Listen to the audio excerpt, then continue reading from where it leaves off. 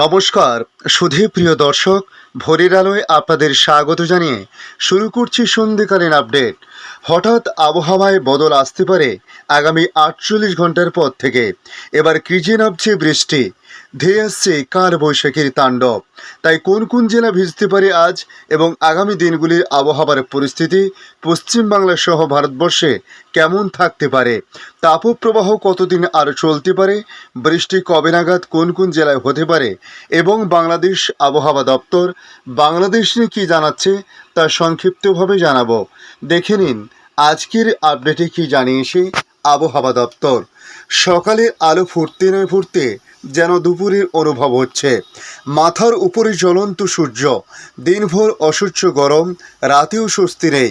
কলকাতা সহ গোটা দক্ষিণবঙ্গে 40 ডিগ্রির উপরে তাপমাত্রায় পারদ, কোথাও কোথাও 45 ডিগ্রি ছুঁয়েছে তাপমাত্রা। তীব্র তাপপ্রবাহে বিপর্যস্ত জনজীবন। তবে এরই মধ্যে এলো বৃষ্টির সুখবর। চলতি সপ্তাহে বিক্ষিপ্তভাবে বৃষ্টি হতে পারে দক্ষিণবঙ্গের একাধিক জেলায়। ঝড়ের সম্ভাবনা রয়েছে বলে জানিয়েছে আবহাওয়া দপ্তর।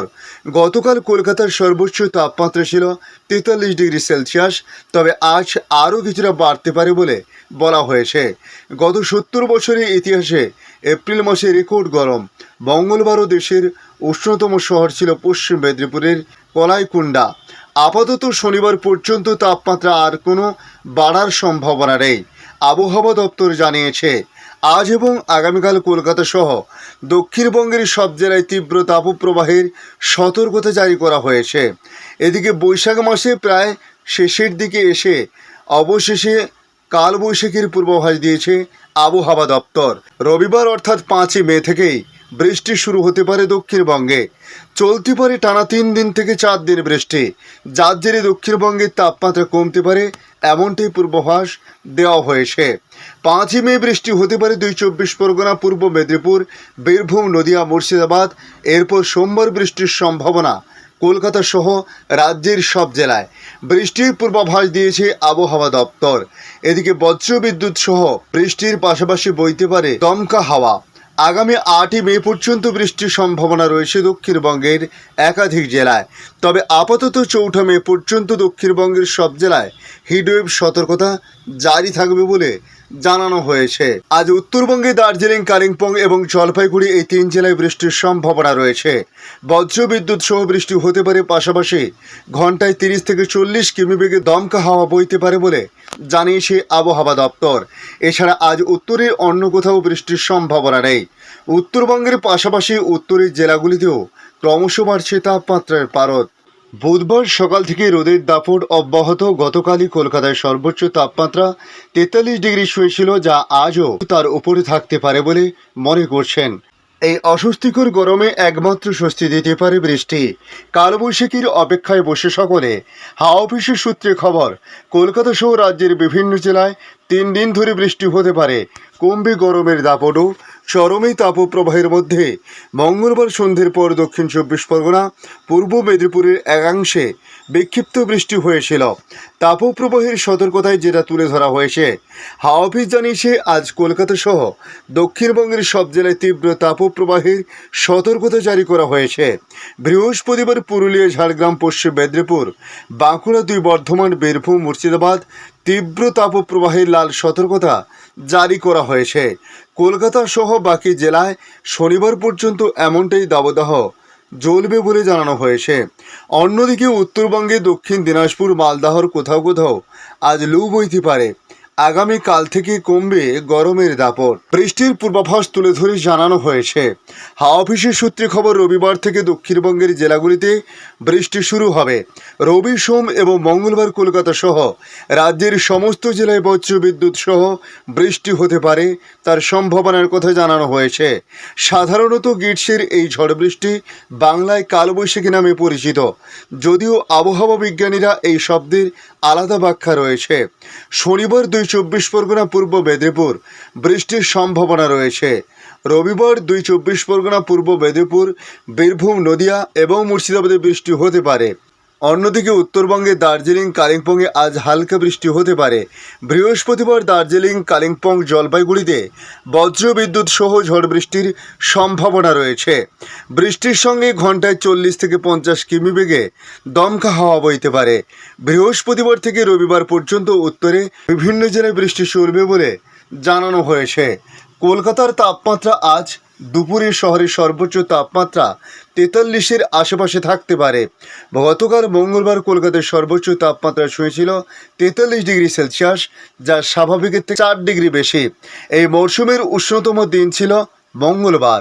এতদিন শহরের সর্বনিম্ন তাপমাত্রা ছুঁয়েছে 30 ডিগ্রি সেলসিয়াস, যা স্বাভাবিকের থেকে 3.9 ডিগ্রি বেশি। শহরে বাতাসের আপেক্ষিক আর্দ্রতার পরিমাণ সর্বাধিক 76% এবং ন্যূনতম 21%।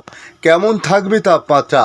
হাওয়া অফিস জানিয়েছে আগামী 2 দিনে দক্ষিণবঙ্গের জেলাগুলিতে তাপমাত্রায় কোনো হেরফের হবে না। তারপর 2 থেকে 3 ডিগ্রি করে কমবে পারদ। আগামী 2 দিন উত্তরবঙ্গের জেলাগুলিতে তাপমাত্রা বদলাবে না। তারপরই 3 দিনে 2 থেকে 3 ডিগ্রি করে কমতে পারে তাপমাত্রায় পারদ বলে ইঙ্গিত আবহাওয়া দপ্তরের। এখন দেখে নেব বাংলাদেশ আবহাওয়া দপ্তর কী জানিয়েছে তাদের নতুন আপডেটে। সদ্য শেষ হওয়া এপ্রিল মাস জুড়েই ছিল তাপপ্রবাহ। ব্যক্তিকাল ও আয়ত্তের ক্ষেত্রে এ সপ্তাহ তাপপ্রবাহ 70 বছরের রেকর্ড ভেঙেছে বলে জানিয়েছে আবহাওয়াবিদরা। টানা তাপপ্রবাহের কারণে প্রচণ্ড গরমে কষ্টে সারা দেশের মানুষ। হিটস্ট্রোকে ঘটেছে মৃত্যুর ঘটনা। এই অবস্থায় আবহাওয়া অধিদপ্তর জানিয়েছে আজ বুধবার অর্থাৎ 1 মে দেশ জুড়ে তাপপ্রবাহ অব্যাহত থাকতে পারে। তবে বৃহস্পতিবার 2 মে ঢাকাসহ দেশের 4 বিভাগে বৃষ্টির সম্ভাবনা রয়েছে। এদিকে মঙ্গলবার দেশের সর্বোচ্চ তাপমাত্রা 43.5 ডিগ্রি সেলসিয়াস রেকর্ড করা হয়েছে যশোরে।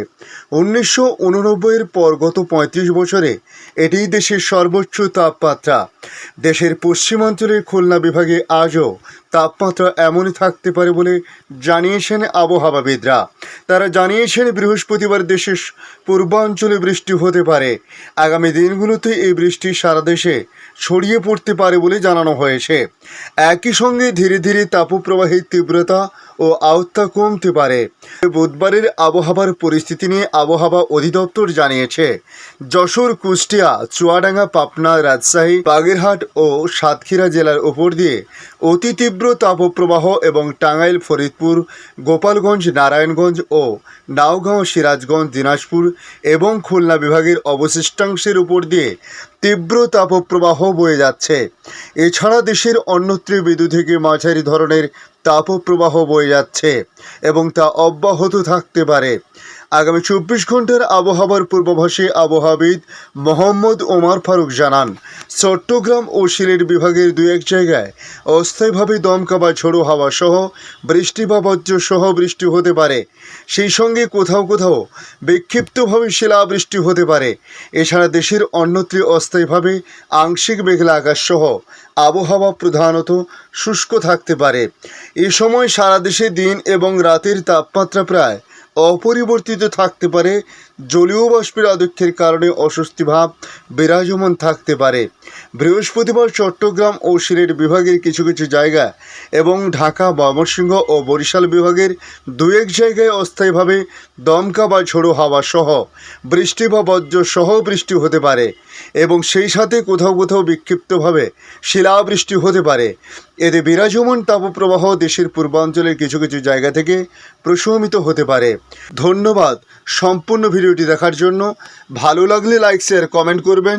কমেন্টে অবশ্যই জানাবেন আপনার এলাকার নাম। বর্তমান সেখানকার আবহাওয়ার পরিস্থিতি কী রয়েছে তা জানাতে ভুলবেন না।